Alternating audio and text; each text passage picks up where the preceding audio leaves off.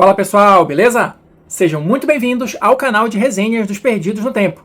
E hoje a gente vai continuar aqui a nossa jornada através do Alien RPG, livro que a gente está destrinchando aqui capítulo a capítulo, passando por todas as páginas, sempre tentando trazer para vocês os pontos mais importantes para apresentar uma visão geral sobre o jogo, sobre o cenário, sobre o sistema, enfim, a proposta e a pegada do Alien para quem ainda não conhece o jogo. E se você está chegando agora, mas está afim de conhecer o Alien, não tem problema, não entre em pânico, tem a nossa playlist aqui exclusiva que reúne todo o conteúdo sobre o jogo para você assistir com calma e depois, se quiser, junte-se a nós porque toda semana tem vídeo novo. Então olha só pessoal, estamos atualmente no capítulo 9, avançando aqui, comentando um pouquinho sobre os principais governos e corporações que existem aqui no cenário do Alien RPG. Então hoje vai ser o nosso terceiro vídeo sobre essa temática e a gente vai comentar um pouquinho, olha, sobre a união dos povos progressistas, tá? Deixei o ganchinho, anunciando isso aqui no vídeo passado. A União dos Povos Progressistas é o governo opositor às Américas Unidas. Então hoje a gente vai ver com um pouquinho mais de detalhe qual é a proposta, qual é a pegada desse governo e como é que ele se encaixa com os outros que a gente já falou aqui no cenário do Alien. Então olha só, vou começar lendo aquele trechinho inicial para a gente já entrar de cabeça aqui no conteúdo. Um governo socialista que controla uma vasta área do espaço colonizado, a União dos Povos Progressistas também é a mais pobre das nações interestelares em recursos.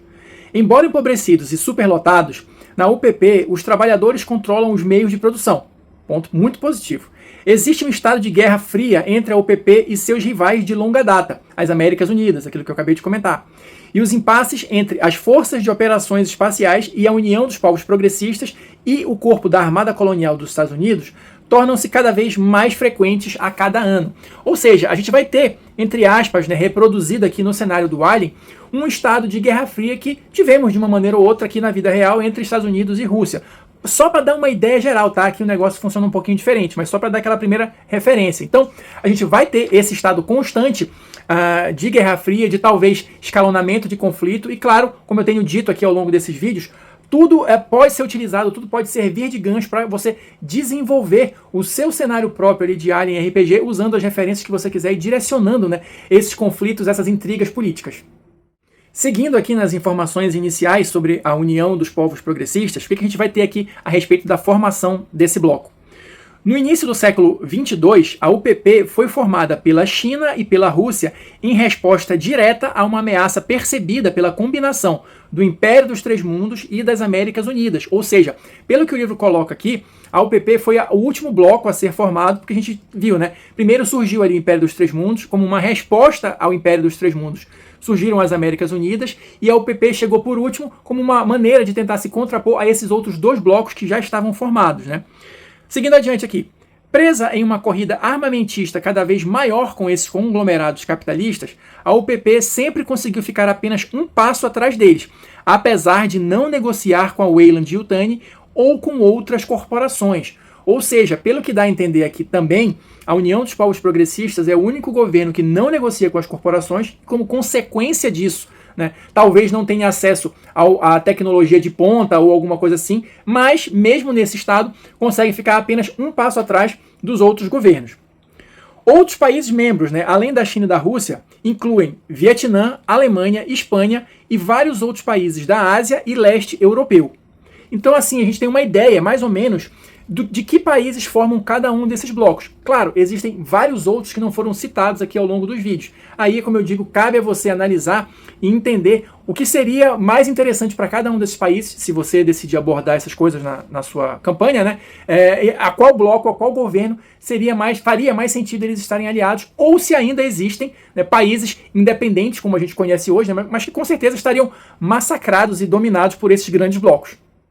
Avançando aqui no capítulo, a gente vai ter também aqui a questão do militarismo e das organizações dentro da UPP. Muito embora eu tenha dito aqui que ela não deixa de ser uma potência militar, a gente percebe, olha, que tem bem menos informação do que, por exemplo, nas Américas Unidas. né? Mas vamos lá, o que o livro traz aqui em relação a essa questão militar? O principal que a gente vai ter aqui são as Forças de Operações Espaciais, que são considerados aqui os comandos de elite, né, da UPP. E aí é dito que eles são equivalentes, né, aos fuzileiros coloniais dos Estados Unidos. Eles têm mais ou menos ali as mesmas funções, o mesmo poderio militar, né, em termos de exército mesmo, assim, de números e tal. E por isso que essa Guerra Fria vive nessa constante escalonamento, porque em tese são forças militares que são razoavelmente equiparadas. Mas como é que será que eles conseguem isso, mesmo estando um passo atrás? Eu acho que a resposta pode estar na próxima organização que o livro traz aqui, que é o Ministério da Segurança Espacial. O que o livro traz? Uma agência de segurança nacional e polícia secreta, o MSE reúne inteligência interna e externa para o bem da União dos Povos Progressistas. O Ministério mantém um número de agentes em toda a fronteira, disfarçados nos mundos controlados pela UPP e nas colônias americanidenses. Os espiões do MSE se infiltram nas principais corporações e roubam seus projetos militares. Então aqui pode ser uma explicação, porque num outro ponto mais na frente aqui no capítulo, eles falam muito da questão da engenharia reversa. Então, muito embora a UPP não tenha tratados, não tenha ligações tão fortes com as grandes corporações, né, como os outros blocos, através desses espiões, desses agentes infiltrados, eles podem conseguir acesso a essa tecnologia para fazer a engenharia reversa e continuar ali em pé de igualdade, mais ou menos, com os outros grandes governos. Em relação à questão da liderança, né, dos governos, o que o livro traz para a gente aqui? Olha só, a UPP é um governo socialista com um presidente como chefe de Estado e um primeiro-ministro que preside o Conselho de Estado. Os mundos da fronteira da UPP são supervisionados por um governador geral e uma força-tarefa espacial. E cada uma das colônias tem o seu próprio prefeito. Então aqui a gente já tem aquela ideia básica, né, de como é que funciona a questão administrativa, vamos chamar assim, do governo. Em relação às áreas de influência, né, as colônias e tal, a União dos Povos Progressistas, vou voltar aqui para aquele mapa do início do livro, né, ela, se vocês conseguirem reparar, para mim, as cores, elas meio que se misturam aqui, tá? Mas tá aqui, olha, a União dos Povos Progressistas seria isso aqui, em tese um pouquinho mais vermelho, né? E a gente vai perceber, olha, que eles estão realmente meio aqui na borda, né? Bem na fronteira mesmo do território conhecido ou já explorado. Geralmente é por aqui que a UPP tem a sua área de influência. E o que o livro vai dizer pra gente a respeito disso? Porque é interessante pra gente entender o posicionamento da União dos Povos Progressistas a partir desse detalhe. Porque olha só, a maioria dos planetas descobertos dentro de suas fronteiras é pobre em recursos, fazendo com que a UPP constantemente avance mais profundamente na fronteira em busca de mundos ricos e habitáveis. Como a UPP nunca desenvolveu processadores atmosféricos, eles não terraformam, também uma consequência de não lidar com as grandes corporações. E o lado positivo de não ser influenciado nem direcionado por elas, né? Mas enfim. Em vez disso, se um mundo for inóspito, eles construirão uma colônia abaixo da superfície ou construirão cúpulas habitacionais sobre ele.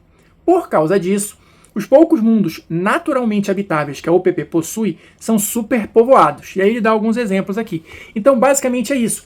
A UPP tem essa necessidade de expandir também, de explorar, porque ela precisa encontrar mundos que sejam naturalmente habitáveis e ricos em recursos. Eles não têm a tecnologia, de repente, para fazer o tipo de extração mais profunda que os outros governos têm. Então, talvez eles tenham uma quantidade maior de mundos, mas somando tudo, esses mundos fornecem uma quantidade menor de recursos, por conta também das limitações técnicas de explorar, do que acontece no caso dos outros governos.